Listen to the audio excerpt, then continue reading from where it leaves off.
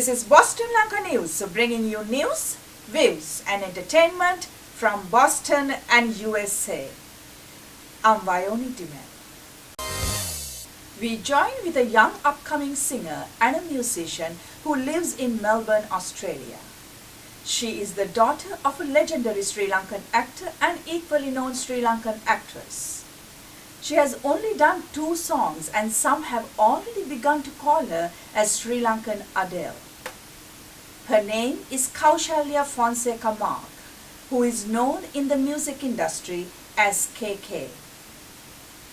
Kaushalya, I know you prefer me to call you KK. So KK, to begin this conversation, could you please share with us how you began an interest in music and how you started your music career? First of all, I started by playing my piano at home. My dad had a grand piano at home, and he would play. He was actually a little bit of a composer as well, though people don't know. I think people know it, but anyway. I watched him play, and I used to play by ear, and eventually he sent me for piano classes, but that didn't work out so well because I was so used to playing by ear that I couldn't do the practicals and I couldn't read my music, so the teachers kind of gave up on me. But I started my love for music by playing the piano, and then I joined the choir at school. As I grew up, I did Broadway musicals. We created our own band, the first band in Bishop's College. That's where I went to school, and yeah, so it just and then I actually started singing in a group. We used to perform like in pubs and stuff in Sri Lanka. It's Rosette and Warren. They've been singing for ages, and so I was lucky enough to join them as a part of a trio. And yeah, it went on from there. And then all my life I've been singing other people's music, and finally I decided to get everything together and just put out my own stuff and start writing my own music, which I wanted to do, I think, as a kid, but I didn't have that creativity in me at that time. So now I do. I understand that you have 2 original songs that you have done so far. Tell us a little about the songs, what are those about, and the response you are getting. So, Vayoni, at the moment I have 2 songs out there. One's called How It's Done, which is a very sad song, which is all about heartbreak and how you actually get into a relationship, and sometimes, you fall out of love and you don't know what happened there. Almost victim there at that point, and that's what the song is about. And my second one is, of course, about finding love and feeling all the butterflies in your stomach and being able to appreciate having found that person who actually completes your life. Like they say, the other half, you actually find that other half and that person completes you. So that's what the second song is about, and that's called One More Time. I released the first one on Yes FM, which is a radio station who does local music, and they support local music at the moment. And I was lucky enough for that to get on the charts, and I got heaps of radio play by that. So some of the things a lot of people tell me why they like my music is because it's honest and comes from the deepest, darkest side of you, the side that you don't want to show a lot of people. And that's what I hope to get out of my music as well. Like I hope to, like you have a lot of musicians out there, Emily Sondes and Adele. They inspire me as well because their music is very honest and very out there. So that's what I hope to get out of my music, and that's what I think why people appreciate it as well at the moment. So I hope it continues. And now you have written these songs. I'm curious, are these songs based on your experiences or experiences that somebody you knew closely to you? How that thought process work when writing a song? Sometimes you might find like a lot of creative people, they don't you don't have to it doesn't have to happen to you. they're able to now take an actor for a reason. Okay, take my parents. They're able to get into a character. It doesn't have to happen to them, get into a character, live another person's life. So that's what I do with my music as well. Yes, most of the songs will be based on what's happened in my life, but sometimes it's by something that's happening to someone close to me as well. Um, like at the moment, this song I'm writing today is about a friend who's going through a bad time at the moment, and I'm able to relate to that. So I have that empathy for people. So I'm glad I do. But the first song, yes, it's about an experience I had, and the second one is as well because I've found the person who completes me, and I'm lucky that way, and that was for him.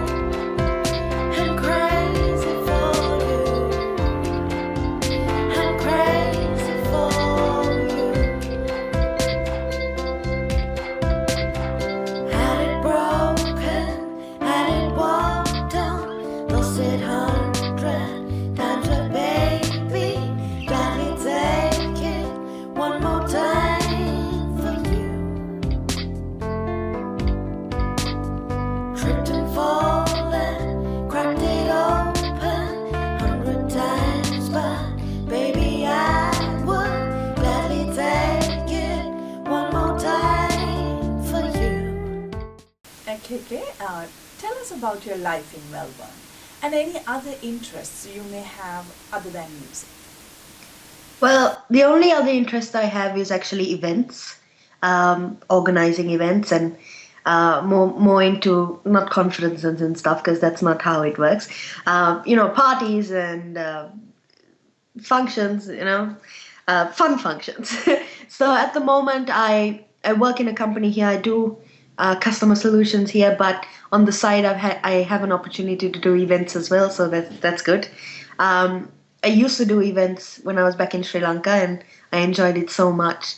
And that's the reason I actually came here to study the that field and then be qualified enough to go back and have a better job. But plans change. Things don't fall into place how you always plan it. And I met my husband and we got married. So I'm here. You mentioned that you're working on some new songs these days. Could you talk about some of these new songs that you are working on? Well, I think people like my heartbreaking songs better. And that's where I think my creativity comes out more as well, because I'm a person who takes a sad situation and I'm able to make a better result as well. So my next song is about heartbreak as well, unfortunately. So hopefully that goes well. KK, I understand that you have been nominated for a musical award in Sri Lanka. What is that all about? Yeah, so Yes FM is a radio station in Sri Lanka, and they support local talent, and they have a program, a special slot for it's called Yes FM Homegrown, where they play a lot of local. I mean, all the music they play are local artists, and they rank them every week. They give the opportunity for people to vote and be involved with the program, so a lot of people get to listen to the local artists. It's great what they're doing. So I knew about this, and I knew how they were taking new submissions in. So I tried my luck by sending my first song there, and the girl who does the show, Yasmin, she liked my song, and she played it on the next show as well, and it just kept climbing up from there. And I mean, it didn't go. It wasn't a number one song. However, the one of the greatest experiences I got out of that whole period was that when there were people co-hosting the show with her, they would say the sweetest things. Like the most honest things, because they don't know me, and they didn't have a reason to compliment my music, but they would say, girl, your music's honest, so keep going, you're doing a good job and stuff like that. And hearing that all the way from here, the fact that someone appreciates my music out there, it was the best feeling. Those were the mornings I'd wake up a little happier. I'd bounce off the bed just for looking forward to the day, so that felt good. So Yes FM is they're having their first ever homegrown music awards, and they have each category. So I've been nominated for the top five in best female vocalist category. So I'm really excited about that. Funny how I can see the light without you.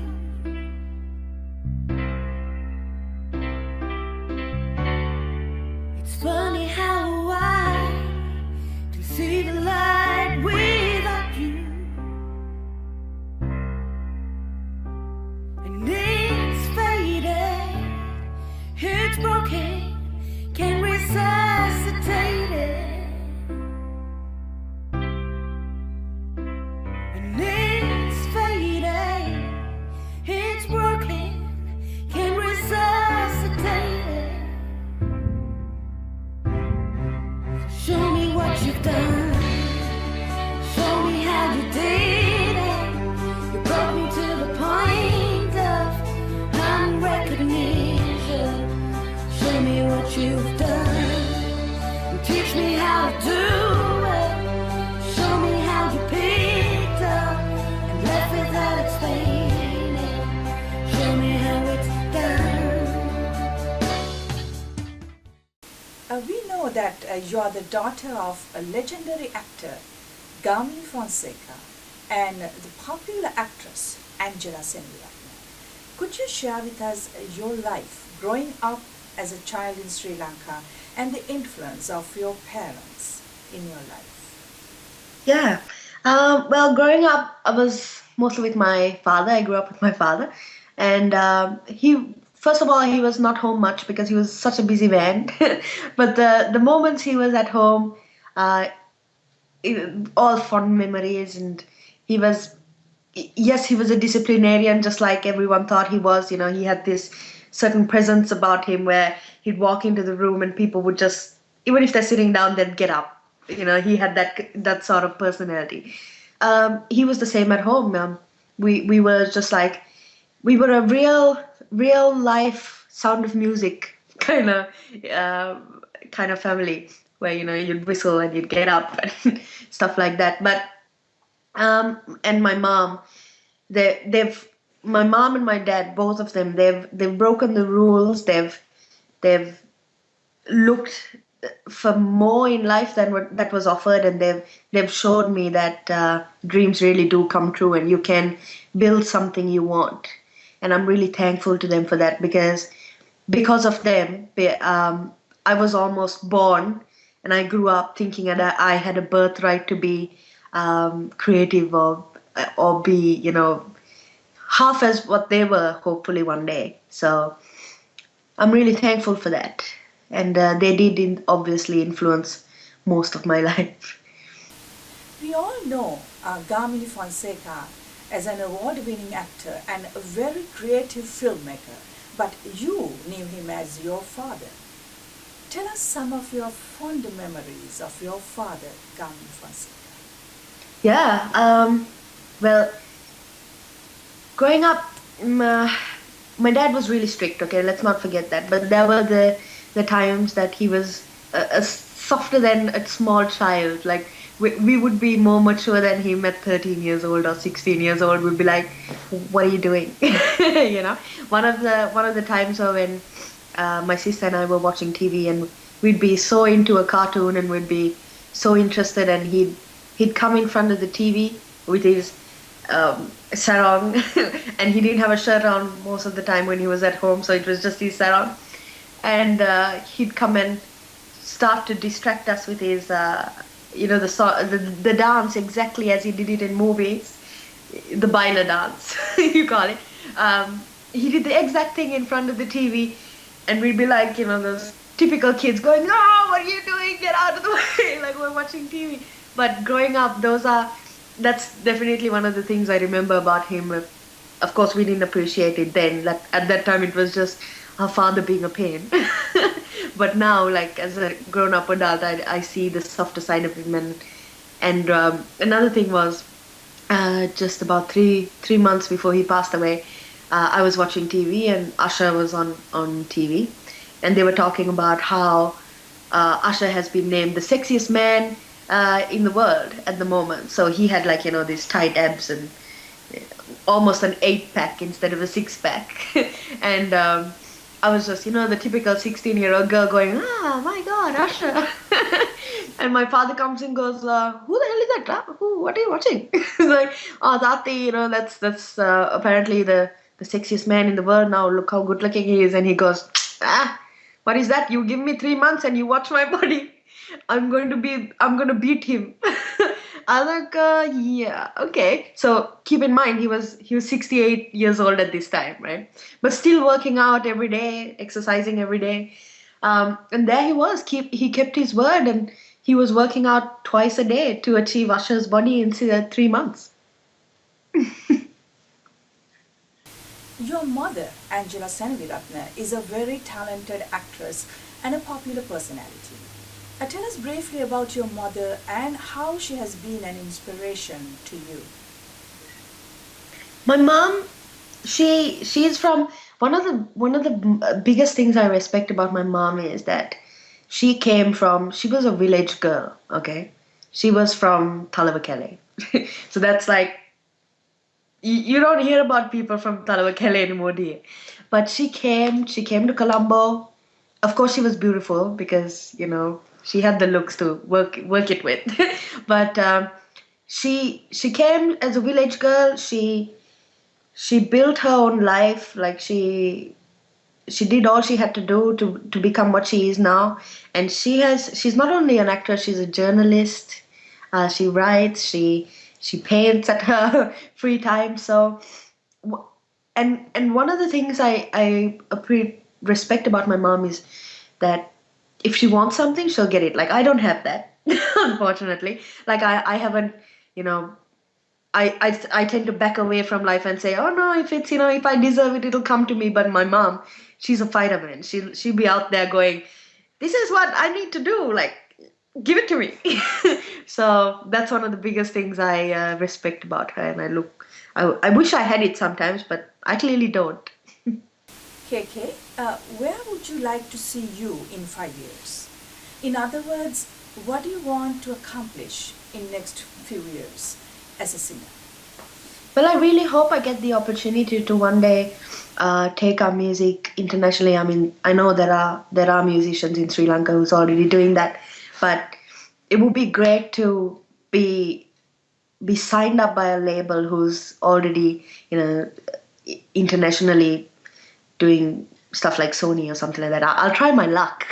I really hope. Like that's my dream one day. That's any singer's dream, I think, to be signed by a label and be able to, for other people to appreciate and have a bigger audience. That's the only way you can do it. So yeah, I hope I get that opportunity one day, and I hope someone someday will turn around and say, oh, that girl, she's actually from Sri Lanka and she made it internationally, and someone from Sri Lanka will look and say, we actually have hope to do that one day, because at the moment I don't think we have a lot of people coming from Sri Lanka who's signed internationally, unfortunately. Finally, let me ask you this. Why do you like to be called SKK? Yeah, so that's a funny story.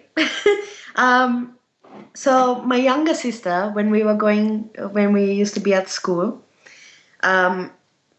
you know how in school when you're younger you fall into a gang and you want to be cool. So my younger sister grew up. She used to call me Kaushalya, which is the respect you give for your elder sister.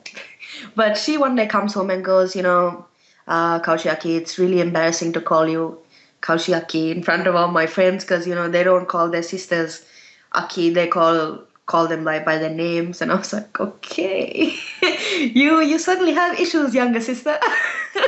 So she was like, if you don't mind, I'm just gonna start calling you KK. I was like, okay, sounds all right. and and then when we moved here, I moved with her, and she started introducing me to everybody as KK. And we used to work together as well, so everyone started knowing me as KK.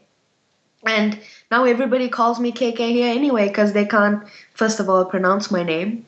It's a bit too much for them, Kaushalya. Sometimes they think it's Natalia or Australia even.